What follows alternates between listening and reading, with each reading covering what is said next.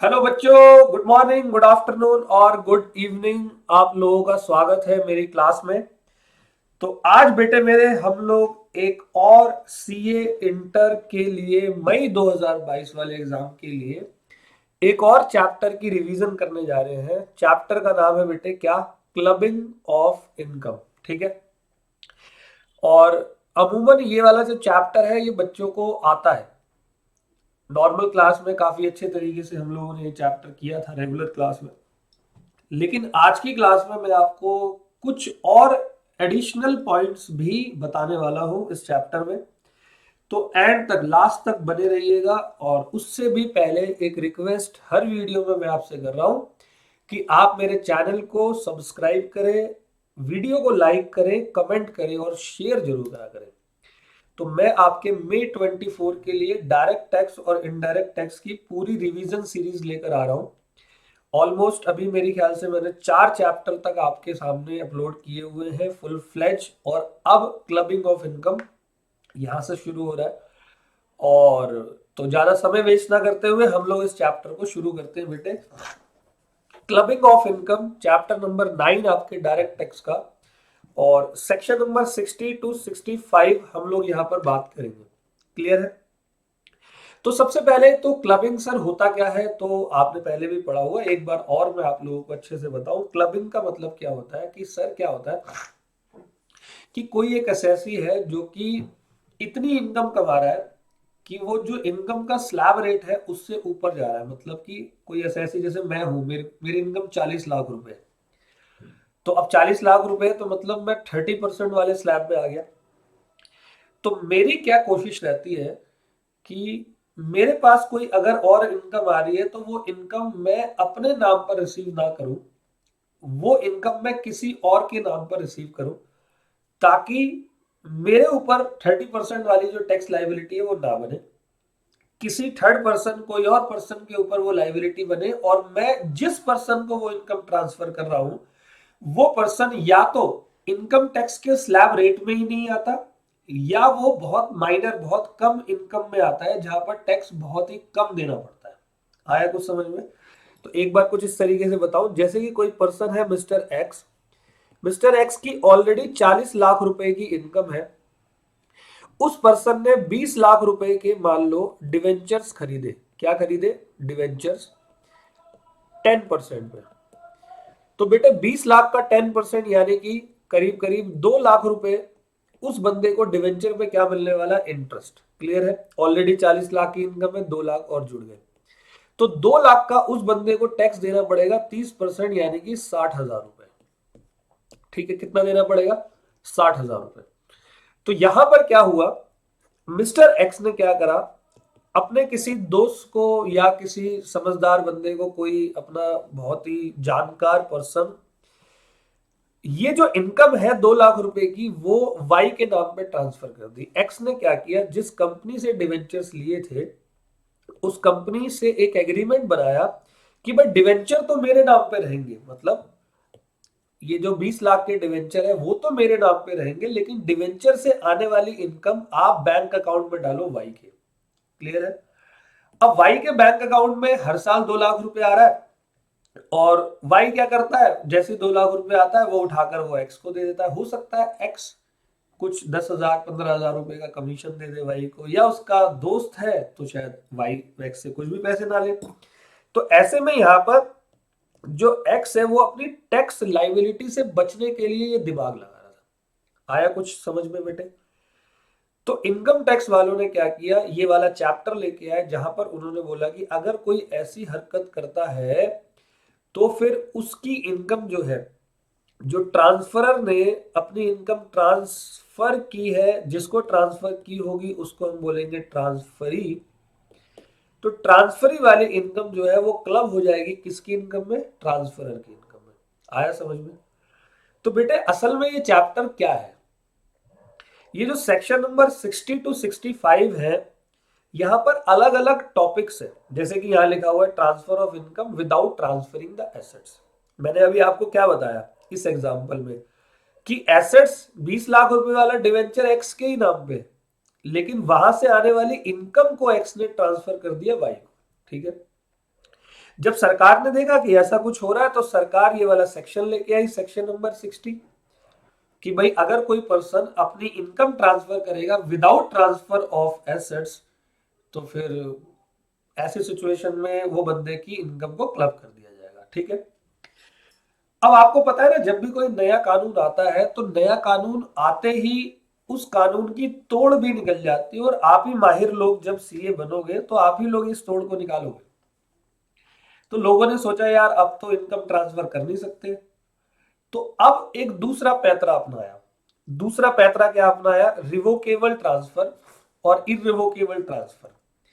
तो revocable transfer किया गया। रिवोकेबल ट्रांसफर मतलब कुछ समय के लिए, जैसे कि एक्स ने वाई को अपने डिवेंचर्स ही 3 साल के लिए वाई के नाम पे कर दिए, और वाई से बोला 3 साल बाद ये डिवेंचर वापस मैं तेरे से ले लूंगा। कुछ आया समझ में? तो हुआ क्या, यहां पर ट्रांसफर ऑफ एसेट्स हुई। अच्छा, ऊपर वाले में क्या बताया था सरकार ने? Transfer of income without transferring the assets. तो एक तोड़ निकाला कि लोगों ने एसेट्स ट्रांसफर करना चालू कर दिया, और उसका नाम रखा रिवोकेबल ट्रांसफर। इररिवोकेबल क्यों नहीं? आप देखो, मैं अपने 2 लाख रुपए बचाने के लिए किसी को अपने 20 लाख रुपए के डिवेंचर देने का रिस्क तो नहीं ले सकता। अब मान लो वो भाग जाए, उसकी डेथ हो जाए, वो बंदा ही गायब हो जाए, तो मैंने 2 लाख रुपए का टैक्स बचाने के 2 लाख पे 60,000 का टैक्स बचाने के लिए मेरे 20 लाख का डिवेंचर ही चला गया। तो मैं इररिवोकेबल ट्रांसफर नहीं कर रहा, मैं रिवोकेबल ट्रांसफर कर रहा हूं। बेटे अभी इसको पढ़ेंगे हम पूरे को, अभी मैं आपसे बस ये बता रहा हूं ये चैप्टर एक्चुअली में क्यों आया, क्या रीजन था इस चैप्टर के आने का। असल में जितने भी सेक्शन इस चैप्टर में आए हैं, ये सारे सेक्शंस पहले लोगों ने कोई हरकत की, फिर गवर्नमेंट ये सेक्शन लेकर आई। क्लियर है? तो गवर्नमेंट ने ये रिवोकेबल ट्रांसफर के लिए भी नया नियम लेकर आ गई। तो लोगों ने क्या करा? लोगों ने बोला यार अब ये अच्छा है, अब तो रिवोकेबल ट्रांसफर भी नहीं कर सकते। तो लोगों ने बोला कि अब कुछ ऐसा किया जाए कि अपनी एसेट्स ट्रांसफर कर दो इररिवोकेबल। तो इररिवोकेबल का तब तक कोई कानून नहीं आया था। तो अब ये बात बताओ कि इररिवोकेबल ट्रांसफर हम किसको कर सकते हैं? मतलब सबसे ज्यादा भरोसा एक पर्सन को किसके ऊपर होता है? मेरे ख्याल से अपने स्पाउस के अलावा किसी और पे उसको बिलीव नहीं होता। तो फिर टॉपिक लेकर आया कि भाई income from assets transfer to spouse without consideration. तो लोगों ने अपने स्पाउस के नाम पर एसेट्स ट्रांसफर करी, और इनकम स्पाउस के नाम पर आने लगी। जनरली हस्बैंड लोग करते थे अपनी वाइफ के नाम पर एसेट्स ट्रांसफर। क्लियर है? तो ऐसे ये जितने भी चैप्टर के प्रोविजन हम आगे पढ़ेंगे, वो सारे के सारे प्रोविजंस जो है वो लोगों की हरकतों की वजह से आए। लोगों ने हरकत करी, गवर्नमेंट की वो नजरों में आई, गवर्नमेंट ने उस पर नया कानून बना दिया। तो ये चैप्टर बना सेक्शन नंबर 60 से सेक्शन नंबर 65। क्लियर है बेटे? तो हम लोग इस चैप्टर को पढ़ रहे हैं, रिवाइज कर रहे हैं। तो सबसे पहले मैं आपको बता रहा हूं, transfer of income without transferring the assets. किसी पर्सन ने इनकम ट्रांसफर करी एसेट्स ट्रांसफर किए बिना, सेक्शन नंबर 60। ये कह रहा है clubbing provision would apply where a person transfer any income to any person without transferring the assets from which such income is generated. Example है, mister X का एक एफडी है स्टेट बैंक ऑफ इंडिया में, जहां से 2 लाख रुपए का annual interest आ रहा है। मिस्टर एक्स ने वो एनुअल इंटरेस्ट मिस्टर वाई के नाम पे ले लिया, लेकिन एफडी अभी भी मिस्टर एक्स के ही नाम पर है। क्लियर है? तो ऐसी सिचुएशन में मिस्टर वाई के पास जो 2 लाख रुपए की इनकम आ रही है, वो हम मान लेंगे कि वो मिस्टर एक्स की इनकम है, और क्लब हो जाएगी मिस्टर एक्स की इनकम है। क्लियर है? अब दूसरा कह रहा है रिवोकेबल ट्रांसफर और इररिवोकेबल ट्रांसफर। तो लोगों ने कहा यार अब तो इन्होंने, गवर्नमेंट ने नया कानून ला दिया, हम इनकम ट्रांसफर नहीं कर सकते विदाउट ट्रांसफर ऑफ एसेट्स। इन्होंने एसेट्स ही ट्रांसफर कर दी, लेकिन वो कौन सी वाली? Revocable transfer. इररिवोकेबल का रिस्क हम लोग नहीं ले सकते। पर चला मेरे 2 लाख रुपए के चक्कर में 20 लाख रुपए चले गए। ठीक है? तो इररिवोकेबल ट्रांसफर का मतलब क्या होता है कि a transfer of an asset is said to be revocable if both the following condition are satisfied. सबसे पहला, the transfer can not be revoked during the life time of the beneficiary और transfer. मतलब transfer जब तक जिंदा है तब तक ये एसेट्स उसका है। या ट्रांसफर ऑफ द एसेट्स, कोई भी बेनिफिट जो एसेट्स ट्रांसफरर ने ट्रांसफरी को दिया है, ट्रांसफरी को दिए गए एसेट्स से कोई भी बेनिफिट ट्रांसफरर नहीं उठा रहा, ये रिवोकेबल इररिवोकेबल ट्रांसफर है। तो लोगों ने करना स्टार्ट किया रिवोकेबल ट्रांसफर। रिवोकेबल मतलब मैंने आपको एसेट्स दे दी, मैंने आपसे एक कंडीशन लगाई 3 साल बाद 4 साल बाद ये एसेट्स आप मुझे दे दोगे वापस। तो 3-4 साल तक की इनकम आपके नाम पे आ रही है और आनी मेरे नाम पे चाहिए थी, आपके नाम पर इनकम आ रही है, तो वो टैक्स का पैसा मेरा जो है वो बच रहा है। क्लियर है? तो यहाँ क्या हुआ, a transfer of an assets is deemed to be revocable if any of the following condition is satisfied. सबसे पहला, the transfer deed contains a provision in terms of which the assets or income generated from the assets can be retransferred to the transferor। मतलब बाद में transferor के पास वापस वो assets आ जाएगा, इसको रिवोकेबल ट्रांसफर कहा जाता है। क्लियर है? या ट्रांसफर डीड अलाउ करता है ट्रांसफरर को to reassume power of the assets, मतलब एसेट्स के ऊपर जो भी इनकम आ रही है, जो भी एसेट्स है, वहां से सारी की सारी पावर एक्चुअली में ट्रांसफरर के पास है, बस ऑन डॉक्यूमेंट जो है वो एसेट्स ट्रांसफरी के नाम पे कर दी गई है, सिर्फ अपने टैक्स की पेमेंट को बचाने के लिए। समझ में आ गई बात? तो यहां पर एक एग्जांपल पढ़ेंगे बेटे। तो ये हमने पढ़ लिया है, treatment in case of irrevocable transfer. बेटे इररिवोकेबल ट्रांसफर में ट्रीटमेंट क्या होगा, क्लब हो जाएगी इनकम ट्रांसफरर के नाम पे। Clear? Income from the assets so transfer shall not be club in the hands of transferor, such income shall be taxable in the hand of transfer. ये किस केस में? इररिवोकेबल। लेकिन revocable में क्या बताया मैंने? रिवोकेबल में मैंने बताया वो ट्रांसफरर के नाम पर क्लब हो जाएगी। क्लियर है? देखो इररिवोकेबल मतलब सिंपल, मैंने आपको एसेट्स दे दिया, मेरा कोई अधिकार है ही नहीं एसेट्स पे, तो वो तो आपके नाम की एसेट्स हो गई, तो फिर मेरे ऊपर उस एसेट से आने वाली इनकम क्यों क्लब होगी? क्लियर है? लेकिन अगर रिवोकेबल ट्रांसफर है, मैं दोबारा से बता देता हूं, रिवोकेबल ट्रांसफर है, एक्स ने वाई को एसेट्स ट्रांसफर करी है, लेकिन कंडीशन ये है 3 साल बाद एसेट्स वापस रीट्रांसफर एक्स के नाम पे हो जाएगी, एक्स के नाम पे, तो यहां पर ट्रांसफरर की इनकम में ये इनकम क्या मानी जाएगी? क्लब्ड कर दी जाएगी। आ गया समझ में? तो यहाँ दो एग्जाम्पल है। एग्जाम्पल पहला है, mister X has transfer the FD to mister Y with the condition that FD shall be retained by Mr. Y till the time Mr. Y is alive and after that FD shall be taken back by Mr. X। तो यहां मैंने क्या बताया बेटे, ये irrevocable transfer है। कौन सा?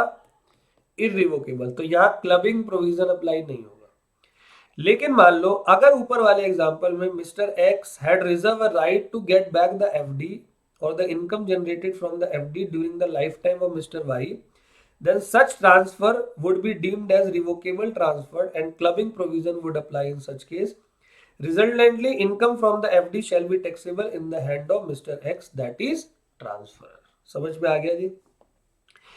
तो अब हम क्लबिंग ऑफ इनकम करेंगे ऑफ डिफरेंट पर्संस की अलग अलग। सेक्शन नंबर 64 कह रहा है income from assets transfer to spouse. Clear है?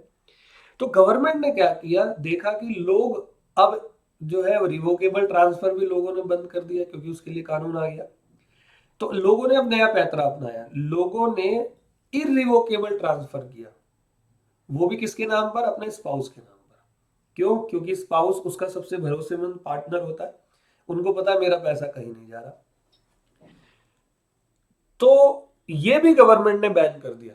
मैंने क्या बताया इस चैप्टर में, पहले हरकतें हुई हैं, फिर गवर्नमेंट ने उस पर कानून बनाया। तो लोगों ने और समझदारी दिखाई, उन्होंने अपने बेटे की, वो कह रहा है कि अब कौन बचा, तो बेटा तो बचा नहीं क्योंकि बेटा तो ऑलरेडी इनकम टैक्स के स्लैब रेट में है, तो बेटे की वाइफ को देखा, वो भी हाउस वाइफ है, तो एक काम करते हैं उसके नाम पे एसेट्स ट्रांसफर करते हैं, वो भी बैन किया फिर गवर्नमेंट ने। फिर क्या होने लगा, income from assets transfer to any person for the benefit of spouse और सन्स वाइफ। फिर ऐसा होने लगा कि स्पाउस के लिए भी कानून बन गया, सन्स वाइफ के लिए भी कानून बन गया। तो लोगों ने क्या करा, एक किसी एसोसिएशन पर्सन, किसी पार्टनरशिप फर्म में पैसा लगाना चालू कर दिया, जिसके अंदर वो जो वाइफ है और जो स्पाउस है और सन्स वाइफ है उसका इंटरेस्ट है। तो वो इनडायरेक्टली पैसा वहां से ले रहे, डायरेक्टली मुझसे नहीं ले रहे। मैं डायरेक्टली इनकम नहीं ट्रांसफर कर रहा सन्स वाइफ को या अपनी वाइफ को, मैं किसी एसोसिएशन पर्सन और पार्टनरशिप फर्म में दे रहा हूं। और लास्ट कह रहा है income of a minor child. तो minor child including minor married daughter, ये जानबूझ के रखा गया। कभी कभी ऐसा होता है भाई बेटी की शादी हो चुकी है, माइनर मैरिड डॉटर है, उसके नाम पे एसेट्स ले लिए, तो गवर्नमेंट कहती है भाई ये तो क्लब करेंगे, तो मैं ये कहता हूँ क्लब क्यों करोगे, वो तो पराए घर की लड़की है। तो नहीं जी, पराया वराया कुछ नहीं है, ये आपके ऊपर टैक्स होगा। तो क्लियर करते हैं, सबको एक एक करके स्टार्ट करते हैं। सबसे पहला, income from assets transfer to spouse without consideration. Clear है, सेक्शन 64(1). तो कुछ रेलेवेंट प्रोविजन कह रहा है where any person transfer any assets other than house property. बेटा ये क्या लिखा है, other than house property to spouse. पता है यहाँ अदर देन हाउस प्रॉपर्टी क्यों लिखा है? आप मेरी रिवीजन सीरीज के अंदर जाना, या आपको रेगुलर क्लास का टॉपिक पता हो, मैंने आपको एक टॉपिक बताया था डीम्ड ओनरशिप। डीम्ड ओनरशिप में मैंने कहा था सेक्शन 27 था इनकम टैक्स एक्ट का, जहां ये कह रहा है अगर कोई person mister X, mister Y, missus X को अपनी हाउस प्रॉपर्टी ट्रांसफर कर देता है, तो भी वो हाउस प्रॉपर्टी मिस्टर एक्स की ही डीम्ड ओनरशिप में मानी जाएगी और टैक्स मिस्टर एक्स देगा। तो जब ये ऑलरेडी क्लब्ड है ही पहले से ही सेक्शन 27 में, तो इसको यहां पर दोबारा से क्लब क्यों करें? इसलिए लिखा है any assets other than house property, मतलब कोई भी पर्सन अगर ट्रांसफर करता है any assets other than house property to his और हर स्पाउस विदाउट कंसिडरेशन और फॉर इनएडिकेट कंसिडरेशन। देखो एडिकेट कंसिडरेशन लिया, मान लो वाइफ कमाती है, वाइफ बिजनेस करती है अलग से, वाइफ ने हस्बैंड से खरीदा, तो वहां क्लब नहीं होगा। लेकिन 20 लाख का सामान है, 20 लाख की प्रॉपर्टी है, वाइफ से 1 लाख रुपए ले लिए और दे दिया सामान, तो यहां पर इनकम जो है वो क्लब हो जाएगी, या 1 रुपया भी नहीं लिया। तो income from such asset shell be club with the income of such person that is the transferor in the manner given below. तो सबसे पहला कह रहा है कि transfer of assets without consideration किया है, ठीक है, मतलब प्योर गिफ्ट है, तो पूरी income, entire income from the assets shall be club. और transfer of assets for inadequate consideration, तो सिर्फ वो पोर्शन इनकम का, only that portion of income from the asset shall be clubbed which relates to the amount of inadequate consideration। मान लो 20 लाख का assets था और 4 लाख रुपए वाइफ ने दिए थे, तो 16 लाख रुपए के एसेट्स पे आने वाली इनकम। ऑल वेल, तो यहां पर करते हैं, mister A has transfer and assets of 20 lakh to his wife missus A for rupees 15 lakh. तो 5 लाख रुपए का क्या है, एक तरीके का गिफ्ट है। There is an income of 4 lakh from such assets, तो the amount of income shall be clubbed with the income of Mr. A shall be rupees 1 lakh only। Clear है, सिर्फ 1 लाख, मतलब वहां से कितने रुपए आए, 4 लाख। तो 4 लाख तो 20 लाख की इनकम पे आए ना, हमें कितनी इनकम पे निकालना है, 5 लाख पे, क्योंकि 15 लाख तो वाइफ ने दिए थे ना। क्लियर है, तो 1 लाख आपका आंसर आ जाएगा। क्लियर है, समझ में आ गया? यहाँ कुछ नोट है, तो ये नोट मैंने डीम्ड ओनरशिप हाउस प्रॉपर्टी का आपको बता दिया, ठीक है। और note number 2, clubbing provision apply नहीं होगा जब कोई पर्सन लोन देगा अपने स्पाउस को। तो लोन देने में कोई भी क्लबिंग नहीं होती, वहां पर कोई प्रॉपर्टी थोड़ी ट्रांसफर करिए। अब एक बहुत इंपॉर्टेंट बात, जब आप क्वेश्चन करोगे आपके सामने हमेशा आएगा। देखो, मान लो कि अभी मेरी शादी तय हुई है, अगले महीने मेरी शादी है, तो मैंने क्या किया, अपनी वुड बी वाइफ को 10 लाख रुपए का डिवेंचर दे दिया। फिर मेरी शादी हो गई, और शादी होने के बाद डिवेंचर से इंटरेस्ट इनकम आया, तो ये इंटरेस्ट इनकम क्या मेरी इनकम में क्लब होगा ट्रांसफर की? आंसर है नो। तो बेटे, जब एसेट्स दी जा रही है और जब इनकम जनरेट हो रही है, दोनों समय पर हमारा हस्बैंड वाइफ का रिलेशन होना जरूरी है। क्लियर है, ये क्वेश्चन पेपर में आता है। तो ये कह रहा है clubbing provision would apply only when the relationship between husband and wife exist on the date of transfer of assets as well as date of accrual of income. Clear है बेटे? यह एग्जांपल है, अनिल गुप्ता गिफ्ट कर रहा है अपना assets अपनी would be wife Priyanka Vadra को ऑन 1 जनवरी 2024। दोनों की शादी हुई 1 फरवरी 2024 में, और इनकम आई 5,000 रुपए की उस एसेट्स से 1 मार्च 2024 को। तो इस केस में क्लबिंग प्रोविजन अप्लाई नहीं होने वाला। क्लियर है? तो वो जो एसेट से मिला हुआ इनकम है, जो गिफ्ट दिया था, वो प्रियंका वाड्रा पे ही चार्ज होगा as income tax. All well, तो अगला कह रहा है clubbing provision not apply in certain cases. तो बेटे कुछ केसेस में स्पाउस को अगर हम पैसे देते हैं, प्रॉपर्टी देते हैं, तो क्लबिंग प्रोविजन अप्लाई नहीं होता। सबसे पहला agreement to live a part.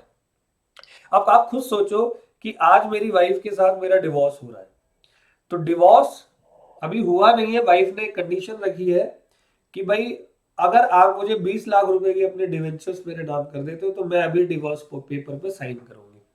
तो हस्बैंड बोलता भाई ले जा, ये 20 लाख का एसेट्स तेरा। तो क्या यहाँ पर हस्बैंड अपने मन में अपने टैक्स के पैसे को बचाने के लिए एसेट्स ट्रांसफर कर रहा होगा क्योंकि उसका डिवोर्स हो रहा है? बिल्कुल भी नहीं। इसलिए agreement to live apart के केस में क्लबिंग इनकम नहीं होती।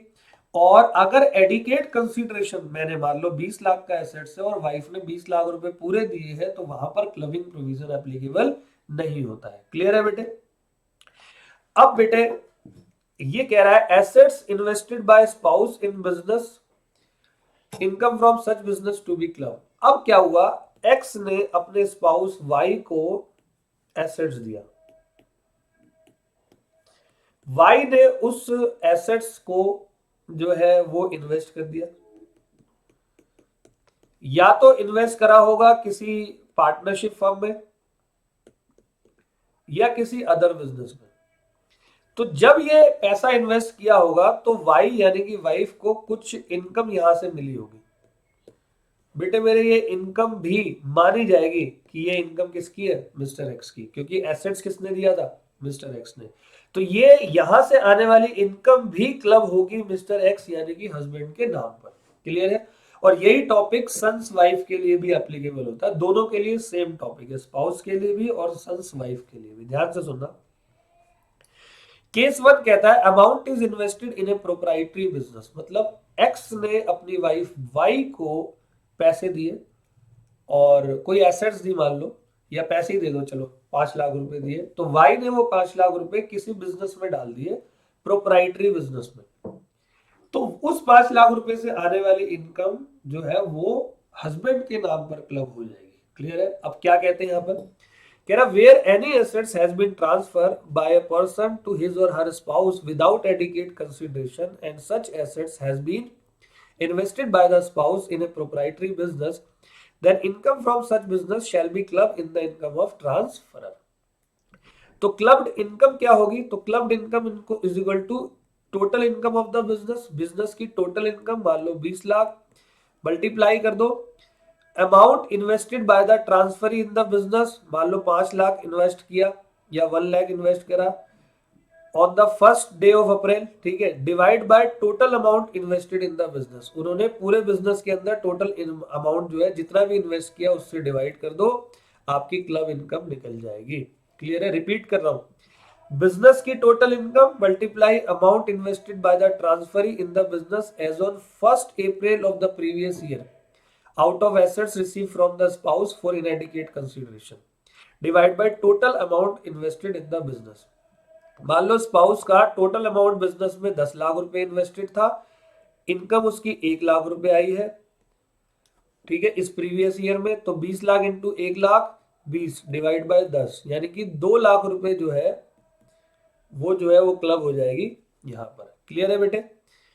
तो आगे बढ़ते हैं हम लोग। जब प्रैक्टिकल क्वेश्चन करोगे तो यहां पर ये वाला फॉर्मूला अप्लाई हो जाएगा। तो एग्जाम्पल देखो यहाँ पर क्या मैंने दे रखा है। Mrs X started one business on 1 April 22 with a total capital of ₹10 lakh, out of which 5 lakh were given by Mr X as gift on 1 April 22 itself. Mrs X ने अर्न किए 2 lakh as profit during 22-23। In this case profit of ₹1 lakh shall be club in the hand of Mr X. Clear है? तो जो भी profit आया यानी कि 10 लाख रुपए का टोटल कैपिटल था, बट 50% 5 लाख एक्स ने दिया, तो टोटल प्रॉफिट 2 लाख हुआ, तो उसका 50% 1 लाख क्लब हो जाएगा मिस्टर एक्स की इनकम में, फॉर्मूले के अकॉर्डिंग। ऑल वेल बेटे? तो आगे बढ़ते हैं। Mrs X started one business on 1 April 22 with a capital of 5 lakh. 10 April को मिस्टर एक्स ने गिफ्ट किया 5 लाख टू मिसेज एक्स को, जो उसने प्रोप्राइटरी बिजनेस में लगा दिया same day. Total profit previous year का 2 लाख रुपए है। इस केस में income from the business shall not be club in the hand of Mr x for previous year because the amount was not invested in the business on the first day of the relevant previous year। ये बहुत important topic है। यहां पर क्या है बेटे, amount invested by the transferee in the business as on 1 April of the previous year. तो इस साल कुछ भी क्लब नहीं होगा क्योंकि उन्होंने अमाउंट इन्वेस्ट कब किया मेरे बेटे, 10 अप्रैल 22 को। और हमें क्लबिंग करने के लिए कौन सी तारीख निकालनी पड़ती है, 1 अप्रैल को जो इन्वेस्ट किया है वहां से करेंगे। तो ये वाली इनकम इस साल क्लब नहीं होगी। समझ में आ गया बेटे? तो ये हमारा टॉपिक हुआ केस 1। केस 2 कह रहा है अगर वो अमाउंट इन्वेस्ट किया है पार्टनरशिप फर्म में तो clubbed income is equal to total interest on capital multiply amount invested by the transfer in the firm as on first day, याद रखना, ठीक है, और divide by total capital contribution of transferee जो कि first day of the previous year की होगी। Clear है? अब आप एक बात बताओ, एक पार्टनरशिप फर्म से किसी भी पार्टनर को इनकम कितने तरीकों से मिली होगी। जैसे कि एक्स ने, हस्बैंड है, वाई को 10 लाख रुपए दिए और वाई ने ये 10 लाख रुपए इन्वेस्ट कर दिए कहां पर, किसी पार्टनरशिप फर्म में। अब उस पार्टनरशिप फर्म से आने वाली इनकम क्लब होगी किसकी इनकम में, एक्स की इनकम में। यही काम हमने प्रोप्राइटर में भी किया। तो अब यहां पर क्या होने वाला है बेटे, पार्टनरशिप फर्म से इनकम आती है 3 तरीकों से। एक तो होगी इंटरेस्ट ऑन कैपिटल, एक उसकी सैलरी और एक आता है प्रॉफिट। 3 चीजें आ रही है पार्टनरशिप फर्म से किसी भी पार्टनर को। बेटे पार्टनरशिप फर्म से आने वाला प्रॉफिट तो एग्जेम्प्ट होता है क्योंकि उस पर टैक्स तो पार्टनरशिप ने दे दिया होगा। ये चीज हमने पीजीबीपी के अंदर पढ़ी हुई है। अच्छा एक बात बताओ, किसी भी पार्टनर को सैलरी क्यों मिलती है? उस पार्टनर को सैलरी इसलिए मिलती है क्योंकि वो बाकी पार्टनर स्लीपिंग है लेकिन वो वाला मान लो एक्टिव पार्टनर है, तो एक्टिवली काम करने के लिए सैलरी मिलती है। 9 to 6 काम करने के लिए सैलरी मिलती है। तो सैलरी वाली जो इनकम होगी वो एक्स में क्लब नहीं मानी जाएगी क्योंकि ये तो वाई ने खुद मेहनत की है, उसकी वाइफ खुद 9 से 6 ऑफिस गई थी, तो फिर वो क्लब नहीं मानी जाएगी। प्रॉफिट एग्जेम्प्ट है तो वो भी क्लब नहीं होगा। तो बचा क्या, इंटरेस्ट ऑन कैपिटल। इसीलिए फॉर्मूले में टोटल इंटरेस्ट ऑन कैपिटल है। आया समझ में? Total interest on capital multiply amount invested by transferee in the firm as on, ये 1 अप्रैल जरूर देख लेना। अगर 5 अप्रैल 10 अप्रैल को कराए तो वो अमाउंट आपको क्लब नहीं करना। Divide by total contribution, capital contribution, ठीक है। तो यहां देखो मैंने साफ साफ लिखवाया हुआ है, salary receive by the spouse from partnership firm is not to be clubbed और share of profit in a partnership firm is exempt in the hand of partner under section 10(2)(a)। मैं एक वीडियो आप लोगों को exemptions की भी डालने वाला हूं, वहां पर आपको सारी एग्जेम्पशंस पता लग जाएगी। अब देखो एग्जांपल क्या है बेटा, मिसेस एक्स एक पार्टनर है पार्टनरशिप फर्म में, उसकी कैपिटल फर्म में 1 अप्रैल 2023 को 15 लाख रुपए, कितनी है, 15 लाख। मिस्टर एक्स ने गिफ्ट दिया 5 लाख रुपए का मिसेज एक्स को 1 अप्रैल 2023 को, जो कि मिसेज एक्स ने इन्वेस्ट कर दिया बिल्कुल सेम डे पर। क्लियर है? कितने इन्वेस्ट करे, 5 लाख रुपए। प्रीवियस ईयर 23-24 में मिसेज एक्स को रिसीव हुए 2 लाख रुपए as interest on capital. Clear है? और 5 लाख रुपए सैलरी जो कि हमें इंक्लूड नहीं करनी, 10 लाख प्रॉफिट इंक्लूड नहीं करना। तो 5 दूनी 10 बटे 15, तो तकरीबन 50,000 रुपए जो है वो क्लब हो जाएंगे किसकी इनकम में, मिस्टर एक्स की। बात कुछ समझ में आ रही है? क्लियर है बेटे? तो ये पूरा फॉर्मूले में क्या था, total interest on capital multiply amount received और यहाँ पर divide by total capital contribution by transfer. All well? तो ठीक है जी, तो आगे बढ़ते हैं।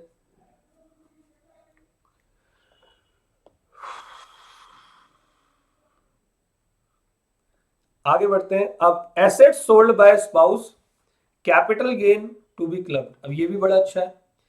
मान लो ये कह रहा है कि where a person transfer any assets to his और her spouse for inadequate consideration and spouse has further transfer sold his assets, capital gain accruing to spouse shall be clubbed in the income of the first transfer. अब ये क्या है, मैंने आपको assets दिया, मैं सोच रहा हूं कि अगर मैं बेचूंगा तो कैपिटल गेन मेरे ऊपर लग जाएगा, तो एसेट्स मैंने आपको दिया और आपने उस एसेट्स को बेच दिया, तो बेटे वहां से आने वाली इनकम मेरी यानी कि ट्रांसफरर की इनकम में क्लब हो जाएगी और उसको कैपिटल गेन लगेगा। अच्छा, एसेट सोल्ड होने पर क्या लगता है? कैपिटल गेन लगता है। यह कह रहा where a person transfer any assets to his और her spouse for inadequate consideration and the spouse has further transferred और sold this assets, capital gain accruing to spouse shall be club in the hands of in the income of first transfer. Example क्या है? Mr. X has gifted shares to Mrs. X. Mrs. X has sold the same share to Mrs. Y, on which she has earned capital gain 2 lakh. तो वो capital gain mister x की income में club हो जाएगा। देखो यहाँ एक चीज क्या हुई, मिस्टर एक्स ने मिसिज एक्स को दिया और मिसिज एक्स ने अपने बॉयफ्रेंड मिस्टर वाई को दे दिया। तो इस मिस्टर वाई ने जो भी बेचा वहां से कैपिटल गेन आई, वहां पर मिस्टर एक्स की इनकम में क्लब हो जाएगा और साथ साथ इनके रिलेशनशिप का खुलासा भी हो जाएगा। ठीक है बेटे, ओके। अब आगे कह रहा है change in the form of assets. Change in the form of assets के बारे में क्या कह रहा है? Example, Mr X has gifted shares to Mrs X. Mrs X sell the share at no profit no loss basis to mister Y and deposit the cash receive on such sale in a bank account. वहां से interest receive हुआ उस deposit से, तो mister x की income मानी जाएगी। देखो क्या हुआ, एक्स ने अपनी मिसिस को शेयर दी, मिसिस एक्स ने सेल कर दिए सेम प्राइस पे, 10 लाख के शेयर थे, 10 ही लाख में बेच दिए, तो इनकम तो कुछ हुई नहीं। मिसिस एक्स ने वो पैसा बैंक में डाल दिया, बैंक से आया 7% का रेट ऑफ इंटरेस्ट, तो जो 70,000 रुपए बैंक से मिले हैं, ये 70,000 रुपए क्लब हो जाएंगे मिस्टर एक्स के नाम पे। समझ में आ गया बेटे? यहां लोग दिमाग लगा रहे हैं, आप खुद देखो। मिस्टर एक्स बेचना चाह रहा है, तो मिस्टर एक्स सोच रहा है मैं अगर बेचूंगा तो वो पैसा बैंक पर डालूंगा, बैंक से इंटरेस्ट आएगा, मेरी इनकम मानी जाएगी, एक काम करता हूं अपने वाइफ के नाम से करवाता हूं। तो इनकम टैक्स वाला बहुत समझदार है, क्योंकि उसने पहले ऐसे ऐसे लोगों को देखा हुआ है। क्लियर है? अब बेटे आगे ये अगला टॉपिक भी बड़ा अच्छा है, क्रॉस ट्रांसफर का। बेटे कह रहा है clubbing provision to apply in case of cross transfer या इनडायरेक्ट ट्रांसफर। क्या हुआ, ये मिस्टर एक्स है और मिस्टर वाई। मिस्टर वाई ने मिसिज एक्स को और मिस्टर एक्स ने मिसिज वाई को कोई एसेट्स ट्रांसफर करी। देखो माइंड क्या लगाया, अपने स्पाउस को देंगे तो ऊपर टैक्स लग जाएगा, सॉरी अपना ये रहा, अपने स्पाउस को देंगे ऊपर टैक्स लग जाएगा। वाई ने भी सोचा भाई अपने स्पाउस को दूंगा तो टैक्स लग जाएगा। तो अब इन्होंने क्या दिमाग लगाया, इन्होंने कहा कि अपने दोस्त के स्पाउस को दे देते हैं।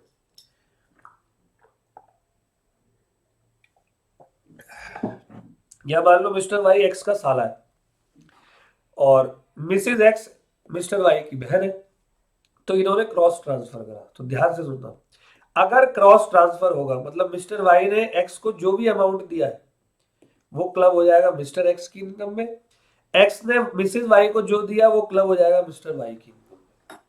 आ गया समझ में? तो यहां पर मैंने ये एग्जांपल जो दिया है वो आपके सामने है। अब अगला है बेटे इनकम फ्रॉम अक्रूड एसेट्स। क्या हुआ है कि where a person has transfer any assets to his और her spouse without adequate consideration and there is an accretion to the said assets. Accretion मतलब होता है एडिशन। एक्स ने वाई को डिवेंचर दी, 10,000 डिवेंचर, ठीक है, वाई स्पाउस है मान लो, तो ये इनकम क्लब हो जाएगी किसकी इनकम में? एक्स की इनकम में। लेकिन ये प्रॉपर्टी डिवेंचर नाम में किसके? वाई के। और बाद में कंपनी ने इस डिवेंचर पर बोनस इशू कर दिया 50% का, मतलब 5,000 डिवेंचर और मिल गए, किसके नाम पे आए होंगे? वाई। तो याद रखना, अगर एक्रेशन ऑफ इनकम होती है मतलब एक्रेशन ऑफ एसेट्स होता है, तो एक्रेशन वाला जो अमाउंट होगा वो ट्रांसफरी के इनकम में ही क्लब होता है, मतलब ट्रांसफरी की ही इनकम मानी जाएगी, वो ट्रांसफरर की इनकम नहीं मानी जाती। समझ में आ गया बेटे? क्लियर है? तो आगे देखते हैं। अब कुछ छोटे छोटे प्रोविजंस बचे हुए। कह रहा income from assets transfer to son's wife without consideration. Clear है? बेटे याद करो, मैंने अभी थोड़ी देर पहले बताया था कि हमने अपनी इनकम ट्रांसफर करी है किसको, कोई एसेट्स ट्रांसफर किया स्पाउस को, तो स्पाउस के केस में हाउस प्रॉपर्टी इंक्लूडेड नहीं होता था। क्यों? क्योंकि हाउस प्रॉपर्टी डीम्ड ओनरशिप में सेक्शन 27 ऑफ इनकम टैक्स में ऑलरेडी हस्बैंड के नाम पर क्लब हो जाती थी उस चैप्टर के अंदर। लेकिन डीम्ड ओनरशिप में ये नहीं बताया गया कि सन्स वाइफ या अपने अपने बच्चों के नाम पर कोई प्रॉपर्टी ट्रांसफर करेंगे तो क्या होगा। तो इसीलिए अगर कोई एसेट्स ट्रांसफर की गई है सन्स वाइफ को विदाउट कंसिडरेशन, तो उस एसेट्स के अंदर अगर हाउस प्रॉपर्टी भी होगी तो वो भी इंक्लूड यहाँ पर मानी जाती है, क्योंकि वो डीम्ड ओनरशिप के कंसेप्ट में मानी नहीं जाती। कह रहा where a person transfer any assets including house property to his और her sons wife without adequate consideration, clubbing provision would apply in the same manner. बिल्कुल सेम प्रोविजन अप्लाई होगा जो हमने अभी स्पाउस वाला देखा था। क्लियर है? एकदम सेम, मैंने फॉर्मूले बताए थे, सब कुछ एज इट इज होगा। बस एक बात है, वहां पर हाउस प्रॉपर्टी इंक्लूड हो जाएगी, इसीलिए इसको मैंने सेपरेट बता दिया। क्लियर है? अगला कहता है asset transfer to any person for the benefit of spouse और सन्स वाइफ।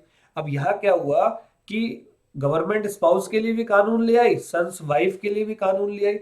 तो अब क्या किया गया, एसेट्स ट्रांसफर कर दी किसी पर्सन को जहां पर मेरे स्पाउस या सन्स वाइफ का कनेक्शन है। मैंने डायरेक्टली स्पाउस और सन्स वाइफ को नहीं दी, तो भी वो इनकम मेरे नाम पर क्या हो जाएगी, क्लब हो जाएगी। क्लियर है? देखो पढ़ते हैं, कह रहा where a person transfer any assets including house property, क्या लिखा है, including house property to any person for the benefit of his और हर स्पाउस और for the benefit of his और her sons wife, clubbing provision would apply even in such cases. ठीक है? तो income from assets transfer shall be club in the income of transferor and the benefit can arise to spouse or son's wife directly or indirectly. The benefit can be immediate deferred. All well बेटे? अब ये बड़ा important topic है बेटे, clubbing of income of a minor child.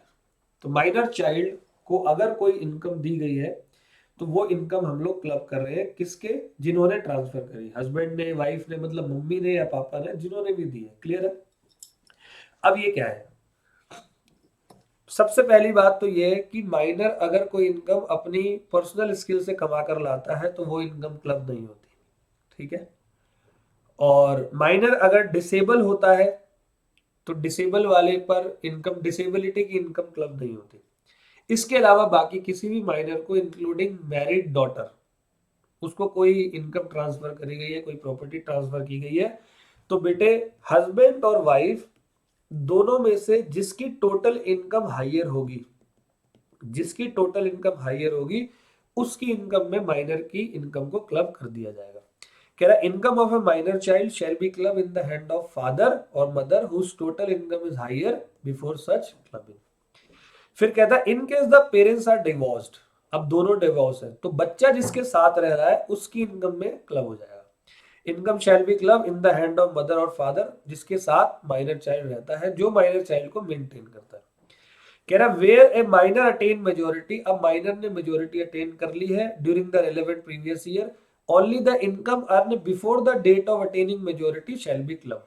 ठीक है? 64 ये कहता है अब माइनर मेजर हो गया, तो मेजर वाली इनकम का टॉपिक तो ये है नहीं, ये तो माइनर चाइल्ड का है। तो जिस दिन तक वो माइनर था तब तक की इनकम क्लब होगी, उसके बाद वाली नहीं होने वाली। फिर कह रहा है if in respect of particular year, अब मान लो माइनर चाइल्ड की इनकम एक पेरेंट्स में क्लब कर रहे हैं, अगले साल अदर पेरेंट्स में क्लब कर रहे हैं, तो ऐसा नहीं चलेगा। एक बार जिसकी इनकम में क्लब हो गई उसी की इनकम में वो क्लब होती रहेगी। अदरवाइज असेसिंग ऑफिसर कुछ और ना बता दे। मान लो असेसिंग ऑफिसर कहता है नहीं जी 10 साल से तो फादर में जा रहे हैं, अब ये मदर में जाएंगे, इनकम क्लब होगी, तो वो अलग बात है। बट एक बार फादर में हो गई तो हमेशा फादर में। Minor child include adopted child और स्टेप चाइल्ड एज वेल। ठीक है? तो even a married minor daughter is consider as minor child और उसकी इनकम भी क्लब होती है। लेकिन याद रखना अगर कोई माइनर चाइल्ड परमानेंट डिसेबिलिटी से सेक्शन 80U है डिडक्शन के अंदर, अगर उसको कोई परमानेंट डिसेबिलिटी है तो वो इनकम क्लब नहीं होती पेरेंट्स की इनकम में। ठीक है? अब याद रखना हर बच्चे को 1500 पर एनम का पर चाइल्ड जो है वो अलाउड होगा, क्या, डिडक्शन। कितने भी बच्चे होने चाहिए, मान लो 4 बच्चे तो चारों पे 1500 1500 1500 जो है वो जैसे ही इनकम को क्लब करोगे 1500 रुपये पर एनम पर बच्चा माइनस कर देना, ठीक है। अब कुछ केसेस में क्लबिंग प्रोविजन अप्लाई नहीं होता, वो मैं आपको बता चुका हूं। सबसे पहली बात, जब माइनर चाइल्ड सफर कर रहा हो किसी डिसेबिलिटी से, clubbing provision would not apply in respect of following income earn by minor. मान लो माइनर ने खुद की मैनुअल लेबर लगाकर कुछ कमाया तो वो तो माइनर की इनकम है, या वो कुछ अपनी पर्सनल स्किल से कमा रहा है तो वो भी माइनर की इनकम है, वो क्लब नहीं होने वाली। क्लियर है। अब ये कहता है remuneration receive from a concern in which spouse has substantial interest. ये बड़ा अच्छा है और छोटा सा पॉइंट है। स्पाउस का किसी एओपी में सब्सटेंशियल इंटरेस्ट है 20% का, ठीक है। और वहां से रेमुनरेशन मतलब एक्स स्पाउस क्या और वाई को वहां से क्या मिल रहा है, रेमुनरेशन मिल रहा है। समझ में आ गई बात। तो मैं इसको पूरा समझा रहा हूं।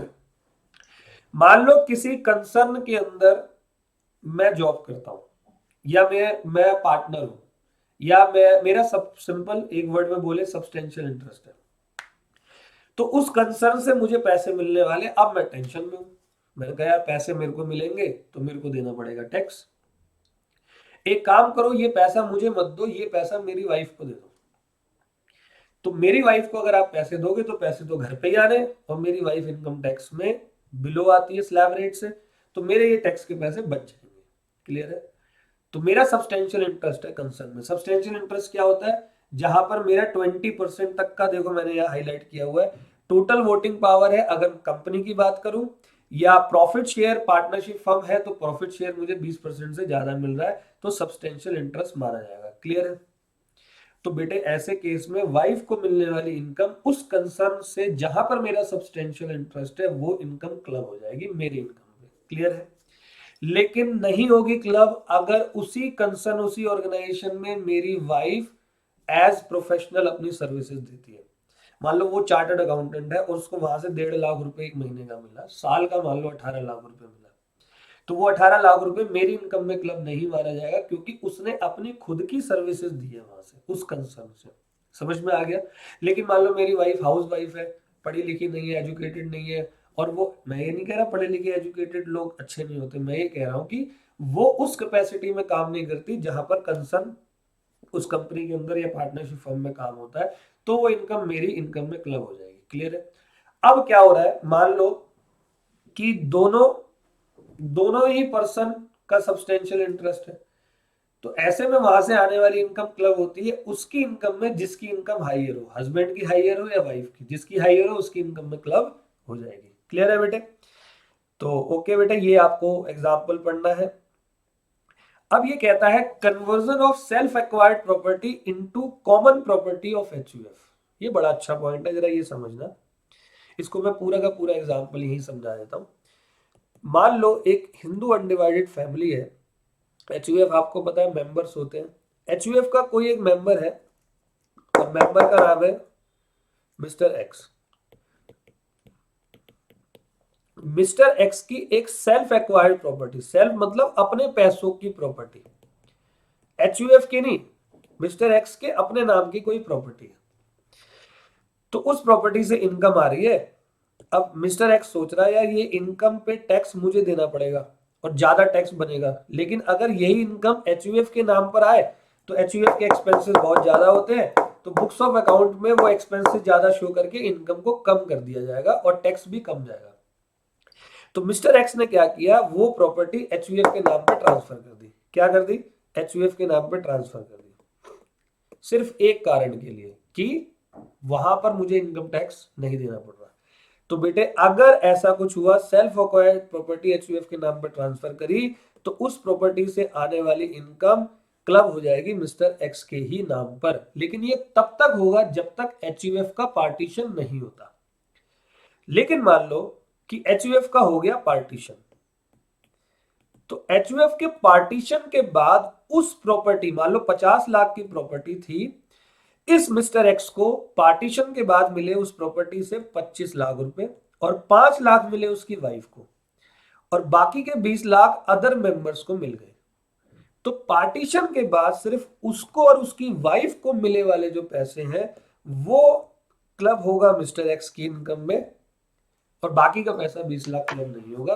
तो ये हमारा टॉपिक है बेटे, conversion of self occupied property into common property of the HUF. समझ में आ गया बेटे? अब ये कह रहा है सेक्शन नंबर 65, ये बड़ा अच्छा पॉइंट है, छोटा सा पॉइंट है। मान लो कि क्या हुआ कि अगर कोई पर्टिकुलर इनकम एक बंदे की क्लब हुई income of the second person, x की इनकम क्लब हुई वाई में, लेकिन वाई से टैक्स रिकवर जो है वो नहीं कर पाए, इनकम टैक्स अथॉरिटी वाई से टैक्स रिकवर नहीं कर पाई, तो इनकम टैक्स अथॉरिटी पे पावर है कि वो एक्स के पास जाके एक्स से वो पैसे टैक्स के रिकवर कर सकती है, क्योंकि इनकम तो इसी के पास आई थी ना, तो टैक्स भी हम इस बंदे से ले लेंगे। बात कुछ समझ में आ रही है? क्या कह रहा है, if any particular income of one person has been club in the income of second person but tax can not be recovered from second person, तो इनकम टैक्स अथॉरिटी डिमांड कर सकती है फर्स्ट पर्सन से सिर्फ उतना पैसा जितना club हो रहा है। क्लियर है? जितना क्लब हो रहा है उतना पैसा हम रिकवर कर सकते हैं। क्या है, दोबारा से बता देता हूं। एक्स ने प्रॉपर्टी दी किसको? वाई को। इनकम किसको हुई? वाई को। इनकम पर टैक्स कौन देगा? एक्स देगा, क्योंकि क्लब एक्स के नाम पे हुई। एक्स जो है वो मिल नहीं रहा, गायब हो गया। ठीक है। अच्छा, पिछले एग्जाम्पल में मैंने उल्टा बता दिया था बेटे, सॉरी। तो एक्स जो है वो गायब हो गया, तो वो पैसा हम रिकवर कर लेंगे वाई से, लेकिन उतना ही पैसा रिकवर करेंगे जितना पैसा क्लब हुआ था। वाई की पर्सनल इनकम को हम नहीं टच करने वाले। ठीक है। अब ये कह रहा है rules for clubbing of income. Income को क्लब करने के मैंने यहाँ पर रूल लिख दिए हैं अच्छे तरीके से, आप इस रूल्स को अच्छे से पढ़ो, एक एक करके हम स्टेप बताते हैं। तो कह रहा है clubbing of income will also include clubbing of losses. Clear है? इनकम में सिर्फ इनकम का क्लब नहीं होगा, लॉस का भी क्लब होगा। ऐसा थोड़ी है इनकम टैक्स अथॉरिटी फायदा फायदा देख के भाग जाए। अब फायदा देखो तो नुकसान भी तो देखो।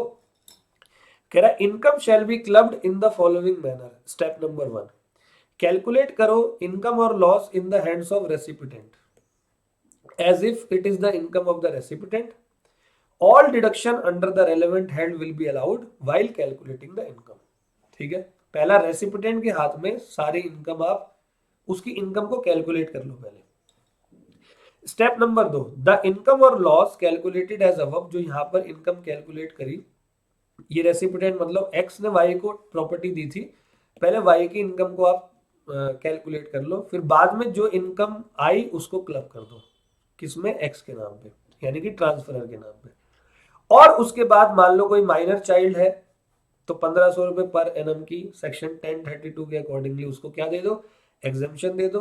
इसके बाद जो अमाउंट आता है बेटे, अकॉर्डिंगली टोटल इनकम जैसे निकालते हैं वैसे ही यहाँ पर प्रोविजन होंगे। सारे सेट ऑफ कैरी फॉरवर्ड, सारे डिडक्शंस वगैरह सब नॉर्मल मैनर में अप्लाई होते रहेंगे। क्लियर है बेटे? तो ये हमारा पूरा का पूरा क्लबिंग हुआ। मैंने कोशिश करी कि आपको क्लबिंग में बहुत अच्छे से करवा पाऊं, तो आप लोग बेटे अच्छे से करते रहें। अगला चैप्टर बहुत जल्दी आप लोगों के लिए लेकर आ रहा हूं। तो मेरी प्लानिंग चल रही है कि मैं आपको एक नेक्स्ट चैप्टर डिडक्शन का और टीडीएस टीसीएस का कुछ इसी तरीके से नोट्स के ऊपर मैं आपको करवाऊं। एमसीक्यूज आपको सबको मैंने सेंड कर दिए हैं, उसके बावजूद किसी को रिसीव नहीं होते तो वो मुझसे संपर्क कर सकता है। ठीक है बेटे? आपको करना क्या है, लाइक करना है, शेयर करना है और कमेंट करना है। ऐसे ही आपके पास वीडियोस आती रहेंगी, आप पढ़ते रहो अच्छे तरीके से। गुड इवनिंग, गुड आफ्टरनून और गुड मॉर्निंग। ओके बेटे।